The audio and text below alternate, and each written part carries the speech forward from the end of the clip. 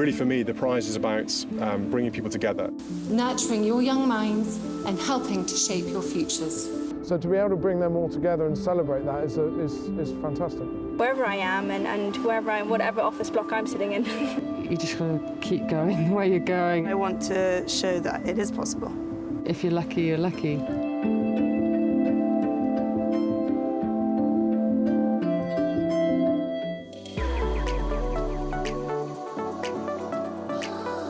With Charles at the helm of the royal family now, he really needs to modernise. So that will be slimming down the number of working royals, but also making sure that the younger members of the family, who are the future, are given the prominence that they deserve. This slimmed down monarchy is designed to represent a modern, progressive, inexpensive version of monarchy, because that's how Charles thinks the public will respond to it. There is this small band of them at the heart of the firm who are going to be the significant figures, but it's also meant that William is very much presented as the one that people have to watch. We support with pride and respect your decisions about your future. They are hard-working royals, but most of all, they're popular. People love to see them, and people love to see the family all together. So they can be very effective in keeping up the profile of the monarchy and keeping the royal family popular. What's really nice is I noticed when I was working for him at Highgrove, he was very much training his son, Prince William. He was teaching him all the things that he had learned. So he's passed on to Prince William, who is now the Prince of Wales. These days, the monarchy, our monarchy, is a charitable monarchy. Its primary function is to shine a light on charities. The royal family supports thousands of charities. They are a very normal family. The royal family exists because of the people and for the people, so you have to be able to appeal to the people that you exist to serve.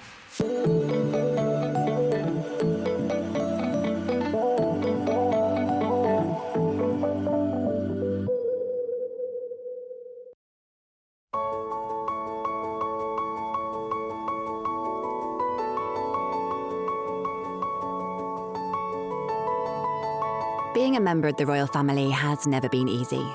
To be a representative of the crown means upholding country and duty above all else. Zara and Peter are members of the royal family who inspire, create, and bring about change to the world. They've definitely managed to make their own way and be their own person. From witnessing their parents divorce at a young age to now being mother and father to their own families, Zara and Peter have continued to build on the legacy of their mother, the most hard-working member of the royal family. I think Zara and Peter are very proud of the fact that their mum, Princess Anne, is always described as the hardest working royal. Whenever they do the stats of who does the most royal engagement, Princess Anne always does the most. And they certainly look to their mum as a role model in the royal family. She just gets the job done. Volunteering time, or whether it's a bit of money, paint the local community centre, or get some money together for a new play set in the park. It doesn't matter. It's just something that we can put back into our communities. We're a team of 5. Not one of us was totally perfect. Little mistakes by all of us, which makes it a team effort by everybody, and we support each other. Yeah, it was amazing. It was a great result in the Gold Cup. The horses and the family, it's a massive family effort as well.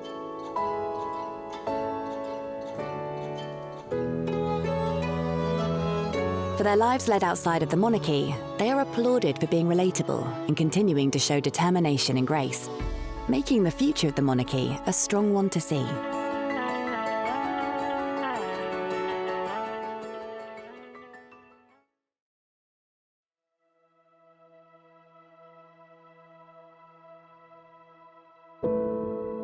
Zara and Peter Phillips are the son and daughter of Princess Anne, the Princess Royal, and Captain Mark Phillips.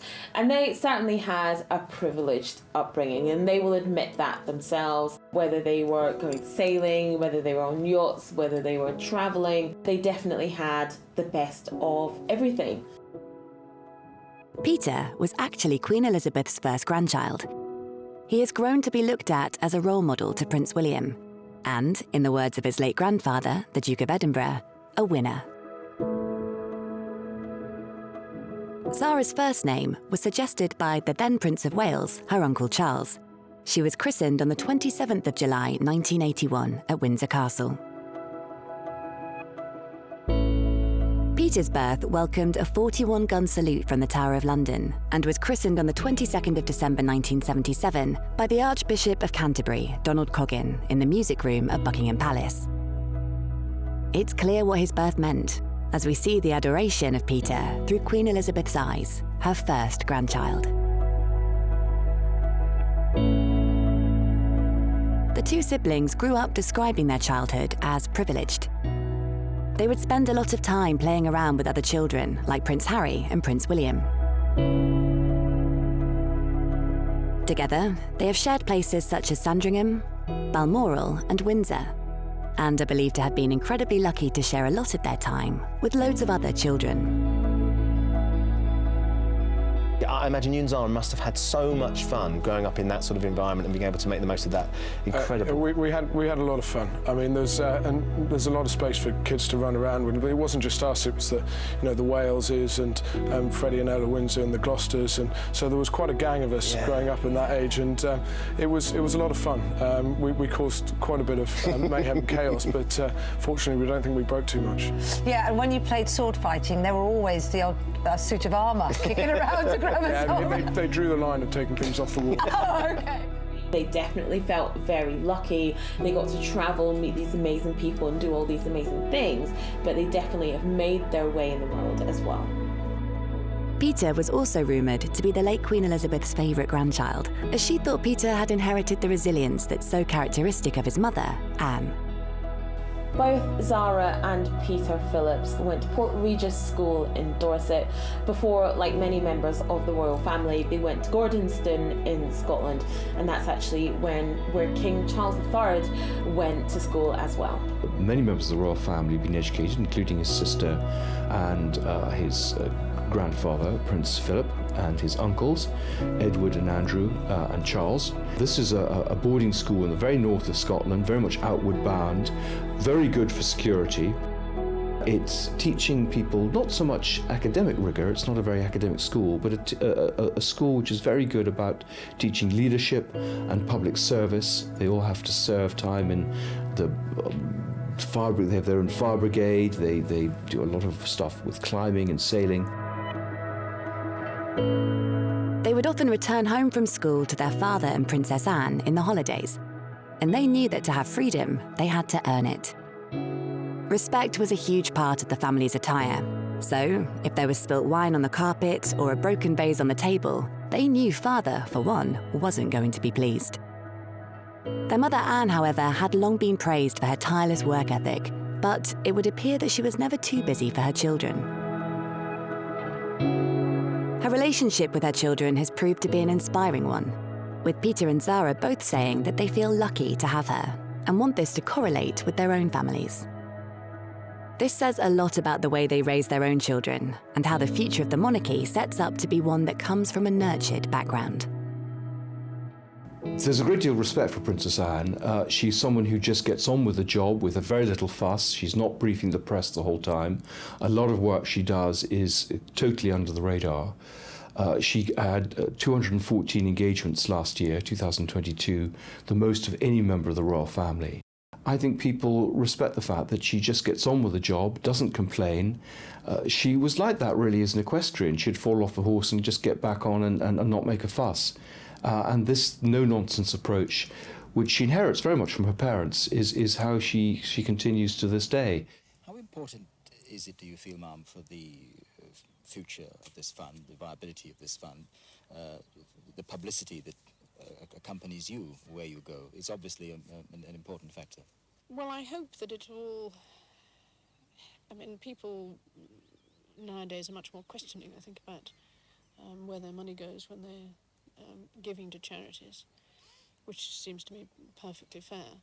And to some extent that through these visits and what they see on reports, helps to show them exactly what's going on, so much the better.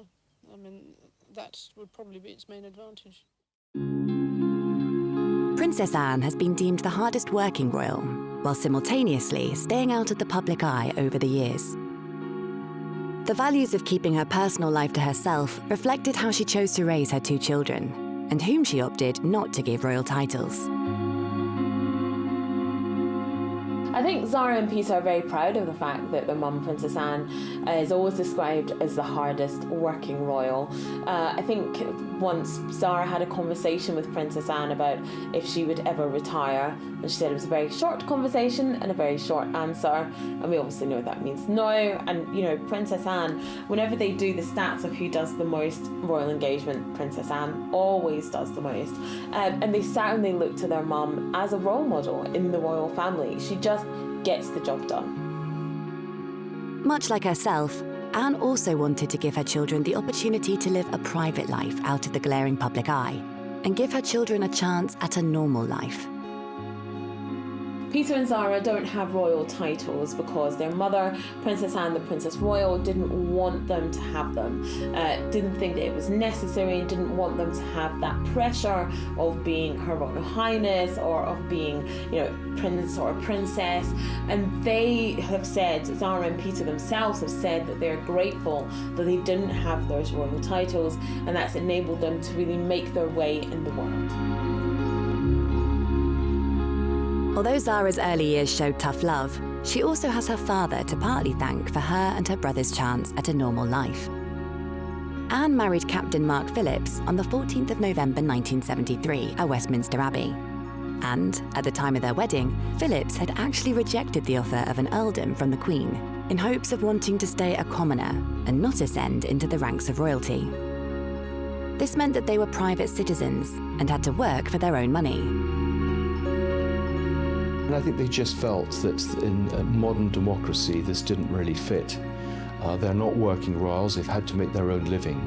And they've lived very much under the radar. I think that she was the first that really, in a sense, did this. And it's, again, a mark of her independence and her, I think, desire that the monarchy should evolve. In many ways, I think she's on the same page as her older brother Charles, that there needs to be a slimmed-down monarchy. And though she is a working royal, she could see that that could be a burden for her own children. And they've been spared that, really.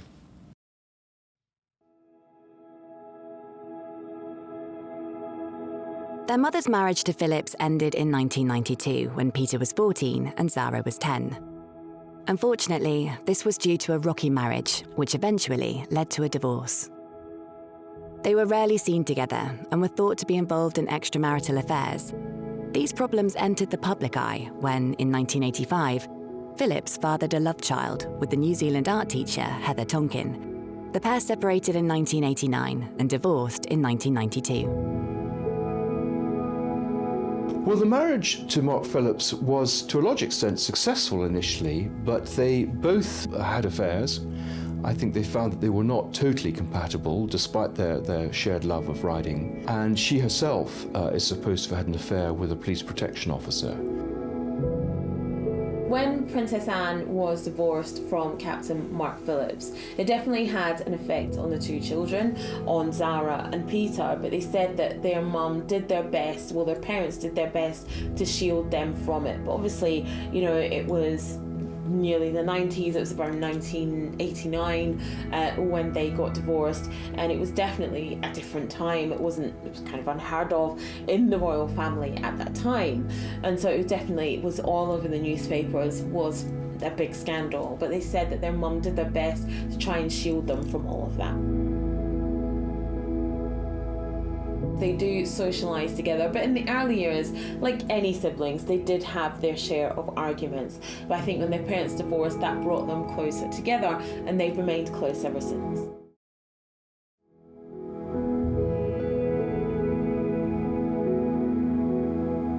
Anne went on to marry Sir Timothy Lawrence, who was an equerry to the late Queen Elizabeth II. He and Anne met while he was a commander in the Royal Yacht Britannia. And it is said that Tim never stopped thinking about Anne from the moment they met. She is said to have been his closest confidant for quite some time. only reason that people realised that that Princess Anne was having a relationship with Tim Lawrence was that I think possibly a member of staff stalled intimate correspondence between the two of them. This was published in the papers. The material was eventually returned to them, but this is how people really learned about the relationship with the equerry. And it must be very difficult. At one moment you're serving the royal family, the next you're a member of the royal family. But in some ways since then, they've not put a foot wrong, and again, like Sophie and Prince Edward, they live very private lives. They are very traditional. Princess Anne, of course, is now a grandmother, has 5 grandchildren, and they live a very domesticated life, really. He's now Vice Admiral Sir Tim Lawrence, hugely respected figure, and now involved in charities like English Heritage. As the Queen and Prince Philip got older, responsibilities were shifted down. Anne took on many of the responsibilities of the Queen. So though she'd been a long-serving president of Save the Children, she became patron, which she took over from the Queen. And Tim Lawrence has taken on a number of those responsibilities as well, in areas that interest them. And one of their great shared loves, Tim Lawrence and Princess Anne, is sailing. They're extremely good sailors. They spend a lot of time sailing around the north-west of Scotland. And indeed, one of the favourite things of the royal family, the way they really got away from things, was to take the Royal Yacht Britannia on their annual cruise around the Scottish Isles. Tim has always been there for her and has given her a shoulder to cry on when she needed someone to tell her troubles to. He understands her tantrums and the bad publicity she attracts. But, most importantly, he cares for Anne in a way Mark Phillips didn't. Tim Lawrence, who married Princess Anne in 1992, is an integral part of the royal family. Zara and Peter have described him as a great stepfather, probably, their favourite stepfather. He is very close with them, and he is very close with the royal family, actually, as well. So much so that he was given a place on the balcony for the flag pass during the Jubilee celebrations last year. He was the only non-working member of the royal family to be there. So he definitely has a special place in the royal family and in the hearts of Zara and Peter Phillips. Spanning over 3 decades, he has prioritised Peter's and Zara's well-being and has kept Princess Anne happy above all.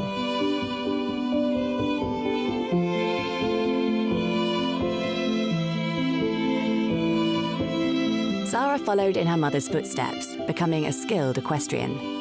This passion for horse riding is one that has been passed down through generations of royal families. The royal family have always had this great love affair with horses. The Queen raced horses. She rode until she was in her 90s.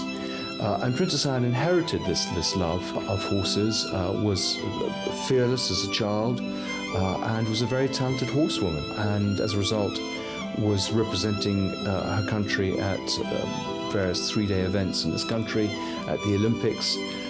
And so horses became very much her life. It's how she met her husband, Mark Phillips. He was also an equestrian, represented the country, and this was a shared bond with her mother. The Queen Mother loved horse racing, often went to horse racing, but the way that they relax is with horses, and they all ride.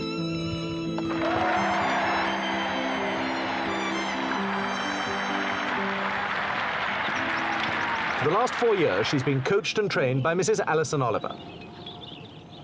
Princess Anne's just loosening him up now, having stretched out. She's just loosening him up now before working him. And then when he's warmed up and sufficiently supple, we'll start doing some gymnastic work over jumps.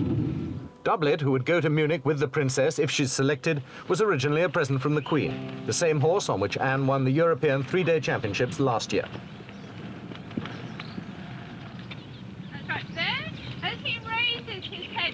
Coming in, if you can keep your hand level and keep the leg, so he's not coming back a little higher than the hat. In the business, Princess Anne has a reputation of being a good competitor with a lot of endurance and a dislike of not winning. Mrs. Oliver feels that she's managed to help boost her confidence. The royal family have always been super passionate about horses, about horse racing, anything to do with horses. I mean, the Queen absolutely loved her racing. going to the racing was definitely the highlight of her calendar. You know, she rode well into her 90s actually as well. Zara Phillips' mum, Princess Anne the Princess Royal, another accomplished horsewoman, competed at international level. And whenever they go on holiday, they go to Balmoral. It's all about the horse riding, racing, everything. And, you know, Zara Phillips managed to get sponsorship for her horse career in about 2003, and that took her to compete all over the world. She was supposed to compete in the Tokyo Olympics in 2008, but unfortunately got injured, but did win a silver medal at the London Olympics in 2012, and her medal was presented to her by her mother, Princess Anne, the Princess Royal. 50,000 people lined the course, many reserving their loudest cheers for the Queen's granddaughter, Zara Phillips, who jumped a clear round.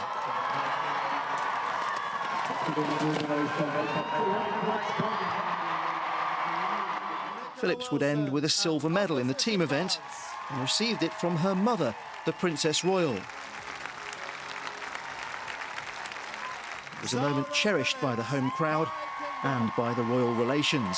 Oh, it was definitely the best I've been to, being in our home country and with the amazing support from the nation. The crowds have been fantastic and so behind us as a team. Wherever we've gone in Greenwich Park, there's just a continuous roar and cheer. It's going to be very quiet when we get home. I wondered actually how the horses reacted to that sort of noise. It must have been a bit disconcerting for them, I would imagine. I think all of them dealt with it really well, and you know, there was, when I set off cross country, I thought, you know, maybe it could distract them, but they were so focused and dealt with it really well, and yeah, just got on with what we asked them to do. We were really worried about that. I think in the build-up we had no idea what we were going to experience with the noise, and it's amazing that they did cope. I mean, it was huge, and for them to even be able to concentrate to the levels that they did is. Because it's something you can't prepare them for, is it? Well, we try with a bit of clapping here and there at home trainings and some recordings and things to try to give them some sort of idea, and they've all competed at quite a high level, but there's been nothing like this. This is a one-off. And she said, you know, she's really followed in her mother's footsteps when it comes to horses, when it comes to riding, eventing, you know, everything. She's really followed in her mother's footsteps, and she has been super successful on that stage. Her mother came to be a huge inspiration to Zara. Whether it was sailing or travelling, or the people she met along the way, she was very lucky to meet incredible people whom she then learnt from as life went on. She remembers being able to experience different things as a young child, and that she's lucky that her parents have done that for them.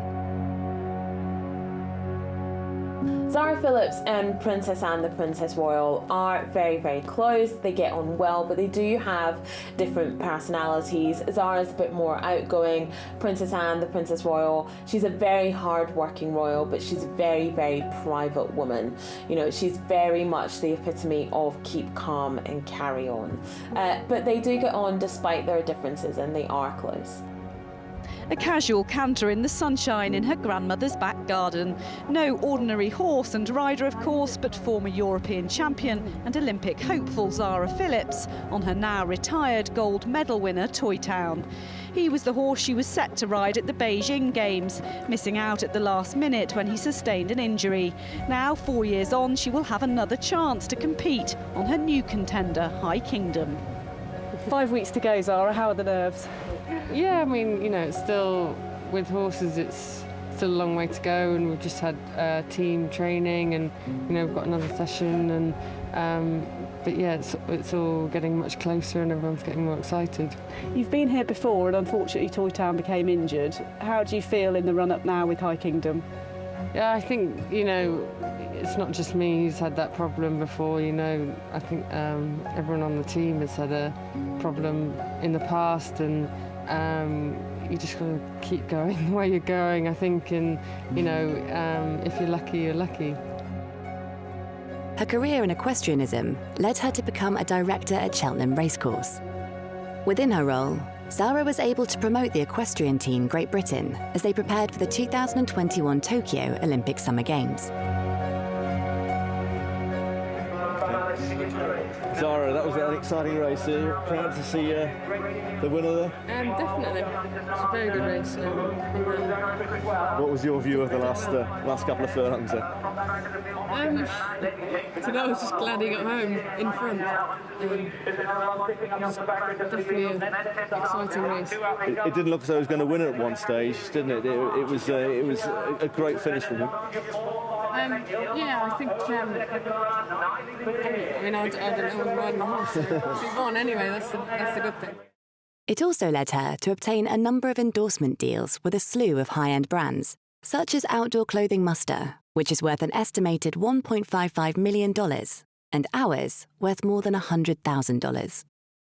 She also has contracts with luxury companies such as Land Rover, Rolex, and investment firm Artemis. She's had to sometimes get sponsorship from organisations like Range Rover to support her lifestyle and the costs of competing at that sort of level. She actually got an MBE for her services to horse racing and the horse world.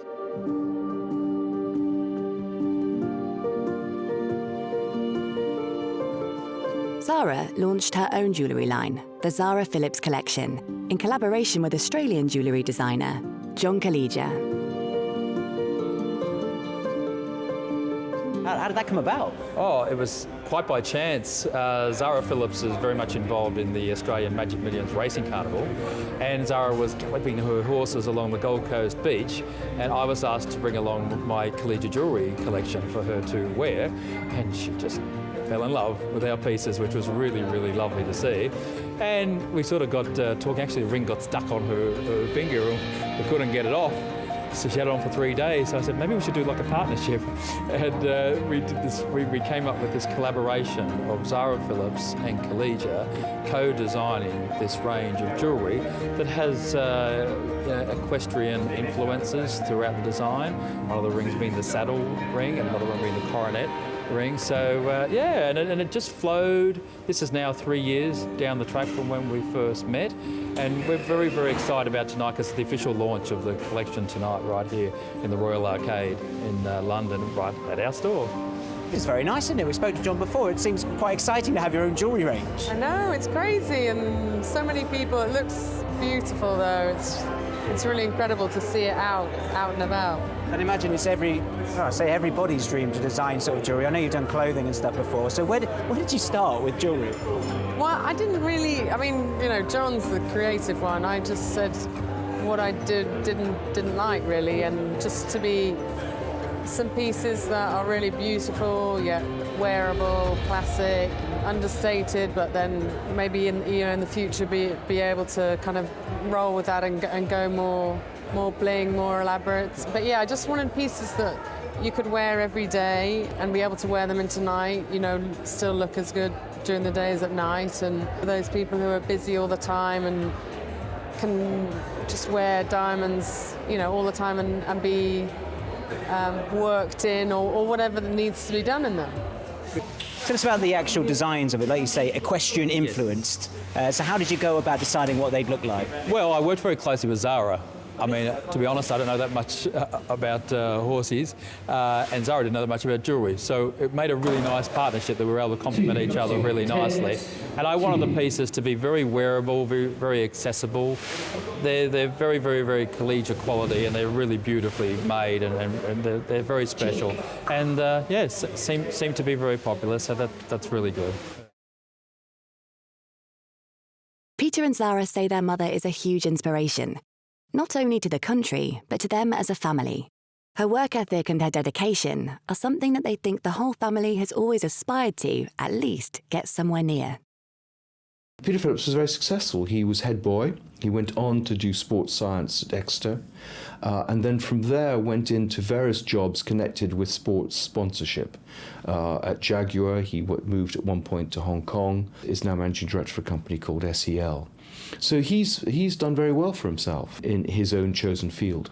Before Peter Phillips started his own sports management company, he held several positions at prominent companies, including Jaguar, the Williams Formula One racing team, and the Royal Bank of Scotland. But that was before he started his own company in sports management and decided to do his own thing. Because it's never been done before, because it's the opportunity to take the technology in terms of being able to lay the track has allowed us to be able to operationally move in and out of cities a lot quicker now and be able to put it down, race and pick it back up again. It's allowed us the opportunity to be able to take it racing to a new audience, and that's really the key for all the stakeholders here is how we deliver that, but also how we do it in a safe manner, both from an equine perspective and also from the human perspective. The two children took their mother's hard-working nature as inspiration to help others. Zara joined her Olympic and equestrian mother, Princess Anne, in backing World Horse Welfare, a charity that helps support working horses and those who depend on them. Anne is president, while Zara followed in her footsteps to become patron. Zara knows to her own cost that you have to care for your equestrian partner and that horses can get injured. Although she embodies the sport very well, it's important to be mindful of your partner that needs to be taken great care of. Peter has a patronage called Habitat for Humanity, which is a non-profit help to design homes for low-income families. He's an ambassador for their Youth Build programme, which gets youth involved on building sites and in the fundraising process. He was also the driving force behind the Patrons' Lunch in 2016, which was a street party being staged in the mall to mark the late monarch's patronage of more than 600 charities and organisations. So it's called the Patrons' Picnic for that reason. Patrons' Lunch, yeah. Patrons' Lunch, sorry. I think the Patrons' Picnic, go back and make a note of that. Change all the headings now. Change everything, yeah. Kate came as a picnic blanket today. I'm ready, if you need me. You can borrow it. But yeah, so, and you're giving a bulk of tickets to those charities, aren't you? And to charities generally to either raise money for themselves or to give to people within their charities. Correct. And this is something that you want the public to be involved with as well? Absolutely, we want everyone to come out, and hopefully support their own communities and give something back to their communities. At the end of the day, this is about the organisations and the charities which help and support a lot of us in our times of need. There are 18 different genres of organisation that will be here on the Mall on the 12th of June. And they, in one way or another, we would have all been touched by at least one of them. So it's a real opportunity for all of our communities around the country to come together and just do our own little bit, as well as having a good get-together, but also give something back to the communities around the country. So they've definitely managed to make their own way and be their own person.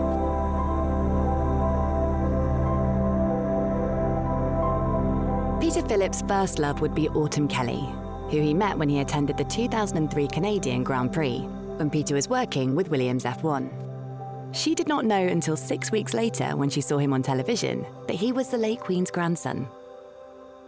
The couple wed on the 17th of May 2008 at St George's Chapel, with a reception at nearby Frogmore House.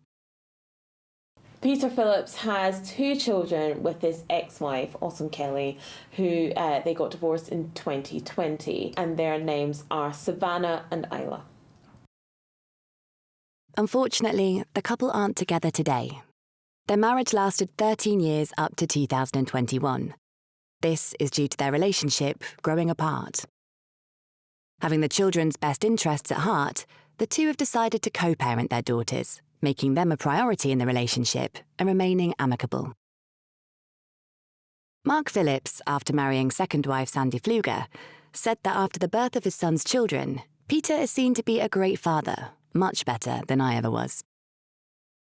In a continuation of Peter's close bond with Prince William and Prince Harry, Peter's children, Savannah and Isla, enjoy a good relationship with William's 3 children, Prince George, Princess Charlotte, and Prince Louis. Prince William tells a story about how you and he were chasing your sister on bicycles or something, and it ended up in a terrible collision, and the first person out was the Queen, came running out to check up on you. Remember that? There are various elements of truth to that, and there are various elements that may have been distorted. But yeah, as I say, it was just we overstepped the mark occasionally. But I think that's what that's what growing up's about. The Prince and Princess of Wales definitely want their kids to have as much of a normal childhood as they can. And they want that for all of them, for George, Charlotte and Louis. They want them to be able to enjoy their childhood things, playing sports, going to school, to protect them as much as they can until they can't, until they're, over 18, until they have to be in the spotlight.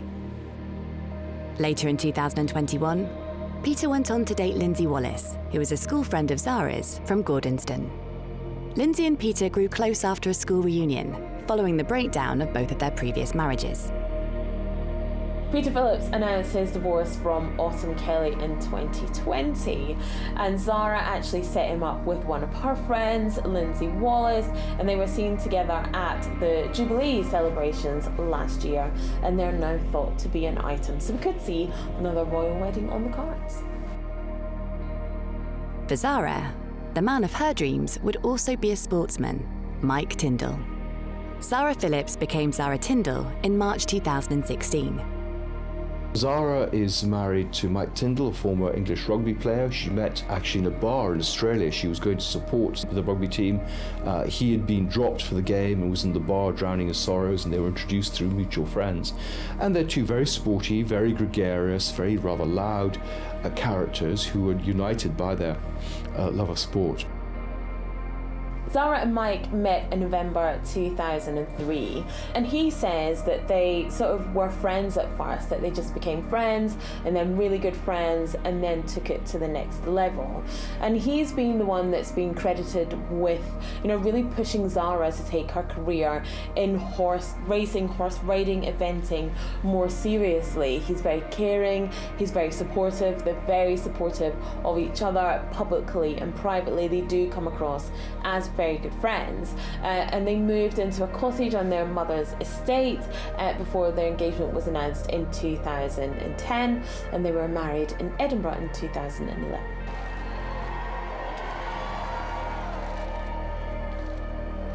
Does it help, do you think, that your boyfriend is a professional sports person as well? Does he encourage you? Yeah, I think it does. Like we're both at the top of our sports, and hopefully rub off on each other. He's very relaxed but very confident in my ability, so that's quite nice to have around. Does he spur you on? Do you train together or anything? No. Probably good to keep him separate. Yeah. Zara and Mike Phillips were in attendance at Charles's coronation ceremony in May. They actually arrived with Prince Harry. They looked quite relaxed, looked like they were having a good time. Mike Tindall has a podcast, and he talks afterwards about how where he was sitting he couldn't actually see any of the action. Can you imagine sitting back there in the fourth row? And it's also thought that the night before the coronation, because they had the weekend without the kids, Zara and Mike had a big night out and had to get up very early to get ready for the coronation. So needless to say, they were a bit hungover. The night goes late and everyone goes, oh, what have we got on tomorrow? Have I got any meetings tomorrow? What have we got on? Should we have another drink? What's going on? Oh, Charles is having his coronation. Come on, we can stay out a bit later. I mean, you must have had that conversation and thought, no, we're gonna still party for a bit longer. Adol, never worry about what's tomorrow. Enjoy the moment, and then you can deal with the next day later. Zara would come to have 3 children, Mia, Lena and Lucas. Their family bond is one that is extremely tight. And there are often pictures of them in the paper. It's a very happy family, very down to earth. She's very excited about the whole experience of being a mum, and we have quite a lot of banter amongst each other because I've known her since she was very young, and she was 10 and I was 20 when we were training together many years ago. So I'm so pleased that she's joined the older mother ranks. Is she enjoying motherhood from the moments you've spoken to her? Oh, well, look, she's probably still recovering and trying to catch up with a bit of sleep at the moment, but she will do, and she'll be a natural. We're used to looking after animals and being there, being responsible. Have you shown her the jewellery? Does she understand what it is? Yeah, no, she grabs a lot of things at the moment, so I might just keep them away from her. Probably a bit of a choke hazard. Yeah, definitely. And can you wear them while you ride still?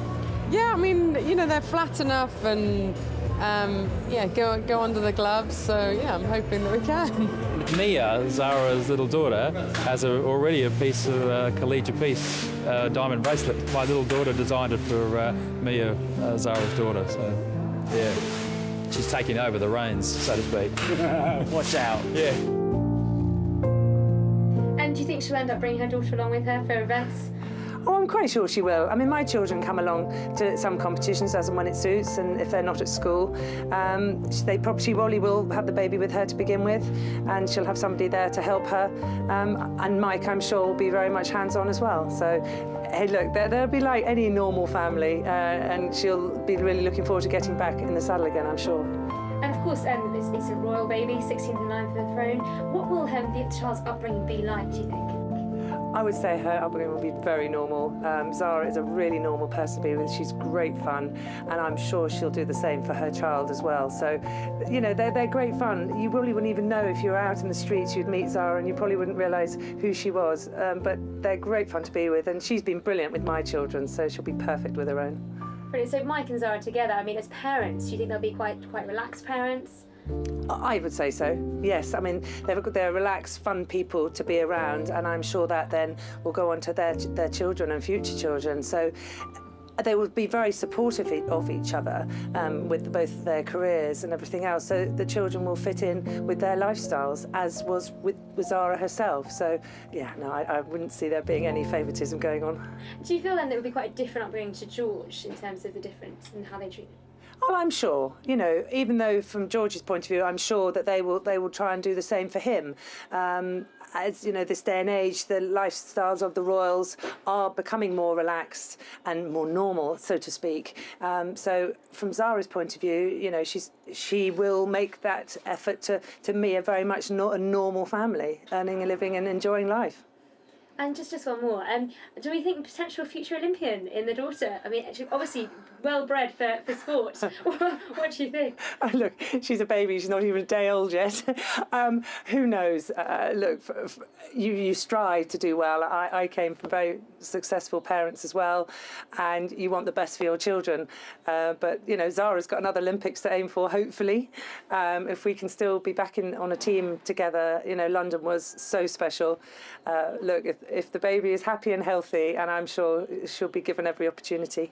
Princess Anne, the Princess Royal, is a very hands-on grandmother, so much so that those 5 children, her 5 grandchildren, love going to visit her on Sundays, which definitely works well for the parents who can just palm them off on Granny for the day, and she absolutely loves it.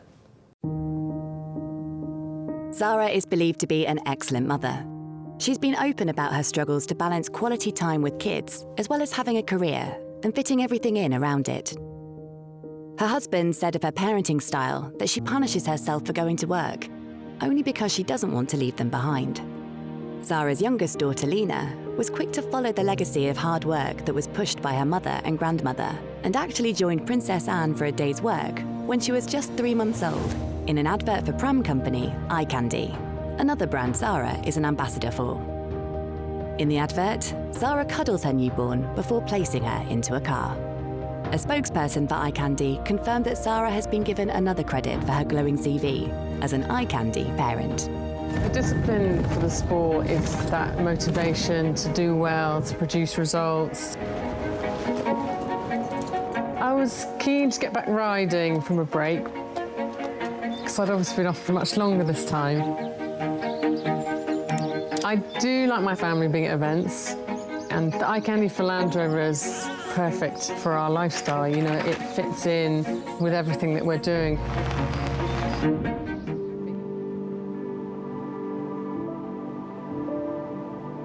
Although their mother divorced Mark Phillips when the two were very young, the pair actually have maintained a close relationship with their biological father throughout the years. Peter and Zara still do get on with their father, Mark Phillips. Sometimes we have seen Princess Anne and Mark Phillips in public, you know, not necessarily close, not necessarily affectionate, but they're supporting their children in whatever they're doing. So they have remained close over the years. With the support of their parents, Zara and Peter are not only members of the royal family, but are key to the future of the monarchy. The hard work, grace, and independently led lives make Zara and Peter the ideal royals for representing the crown, which Charles really hopes to be slimmed down. I think another really effective member of the royal family is Zara Tindall. I mean, she's a hugely accomplished horsewoman. She's an Olympic medal winner. She's a great mom. She's down to earth. Her and Mike have this great relationship. They're seen as best friends. And I think they're quite relatable in a way. Mike Tindall has this great podcast that people love to listen to. He's really funny. So I think actually these two could be the secret weapon in the royal family that maybe we didn't know we needed. With their efforts of staying a commoner from a young age, the family have grown to be loved by many around the world and leave a striking representation for their own children. Whatever the future holds, it's clear that Zara and Peter will continue to inspire and live on the legacy of their mother, Princess Anne.